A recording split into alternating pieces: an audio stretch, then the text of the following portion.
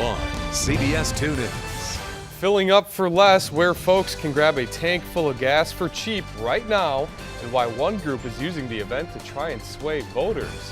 One political group is giving you a chance to save some big money today. Americans for Prosperity is in Coralville right now offering gas to customers, get this, only $1.84 per gallon. Been a long time since we've seen that, and it's happening at this Coralville Come and Go only for the first 150 customers. As you can see, folks are taking advantage. The conservative political advocacy group says they want to show the Obama administration's focus on failing green energy and show voters how different the economy is today compared to 2008 when Obama took office. I think Iowans deserve to have cheap gas for a day and also remind people just how low gas prices were before this president took office. Now, to make sure as many people as possible get to take advantage, each car is only allowed 15 gallons of the cheap gas, which will fill most cars' tanks. The Coralville event lasts until 1 o'clock this afternoon. Similar events will also take place in Waterloo and Ames as they try to reach out to students at the other major universities. Now, this comes as gasoline prices across the state have actually fallen nearly a nickel. According to IowaStateGasPrices.com, the average price of fuel was $3.82 per gallon compared to $3.86 last week and $3.68. The national average has also dropped to $3.81 per gallon. If you're heading out and need to fill up, you can find the cheapest prices in your area by using our gas gauge feature only at cbs2iowa.com. Well, if you weren't sure over the weekend, you can definitely tell it's fall today. Do we need to break out the winter coat soon? Justin Roberts lets us know in your first warning weather. Thanks, Justin. Now a CBS 2 News update. We now know the name of the man killed in yesterday's deadly crash in Grundy County. Officials say 20-year-old Sam Gerloff was killed after a one-vehicle crash on 250th Street. He was unable to round a curve, throwing him from his truck after going into the ditch. Police are still searching for answers this afternoon in a deadly shooting in Cedar Rapids. Officers were called to the 600 block of 16th Avenue Southwest just before 10 o'clock Saturday night, after reports of several shots fired in that area. Around the same time, 19-year-old Latasha Roundtree was taken to Mercy Medical Center with gunshot wounds.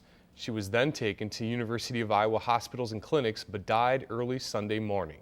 So far, no suspects are in custody. Roundtree was an alumna of Washington High School. Police are also investigating gunshots that were reported in Cedar Rapids last night. They were called to the 200 block of 4th Avenue Southeast. We're told shell casings were found at the scene, but no victims have been reported. A man is arrested in Iowa City for pointing a loaded gun at his girlfriend. Police say Ethan Crest threw his girlfriend into a wall during an argument, then pointed a loaded shotgun at her and another witness. The witnesses wrestled the gun away from Crest, and they say he fled the house and was found a few blocks away. And an Iowa City mother also faces charges this afternoon for slamming her car into her soon-to-be ex-husband's. Police responded to the Highway 1 West just after 5 o'clock last night for a car accident. Patricia Hernandez Gammon is accused of following her separated husband and his new girlfriend to that area and purposefully slamming her Jeep into his car. Officials say Gammon also had her 4 children in the car with her at the time. Both vehicles sustained more than $10,000 in damage and had to be towed. Some Iowa workers locked out from America Crystal Sugar may now have a new negotiation process. Company officials say they made their final contract offer 3 months ago, but the workers say they want to continue negotiating. Now they're having their children write letters to company officials and farmers on the board describing the lockout's impact on them. The workers have been out of jobs for 14 months in Iowa and North Dakota. An Eastern Iowa Credit Union makes the list of top workplaces in the state. Veridian Credit Union in Waterloo ranked number 8 in the top 100 list, ranked by Workplace Dynamics LLP. Employees say Veridian was founded in 1934, employs more than 500 Iowans, and has 26 branches throughout the state. To be a mixed martial arts fighter, it takes a whole lot of hard work, dedication, and more than a few Band-Aids. But as CBS 2's Josh Scheinblum explains, for one Cedar Rapids fighter, it's just the price you pay for a chance at the title. If you want to cheer Lonnie on, the Iowa Challenge is coming up at the Hawkeye Downs Expo Center on October 6th. Tickets start at just $20 and doors open at 6:30.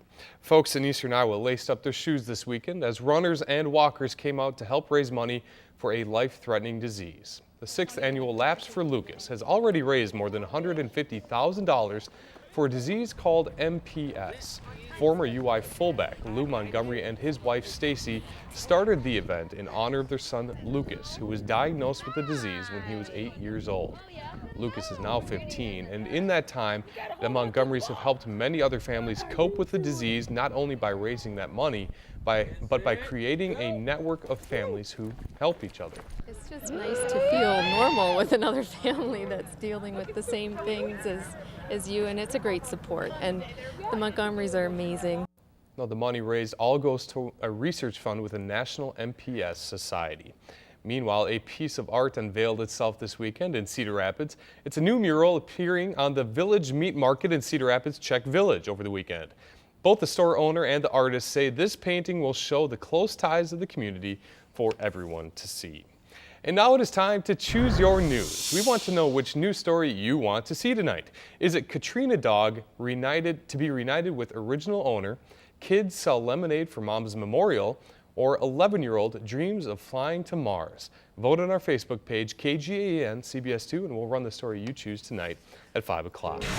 Coming up on CBS 2 News, pushing forward, why presidential candidate Mitt Romney says he ignores the polls.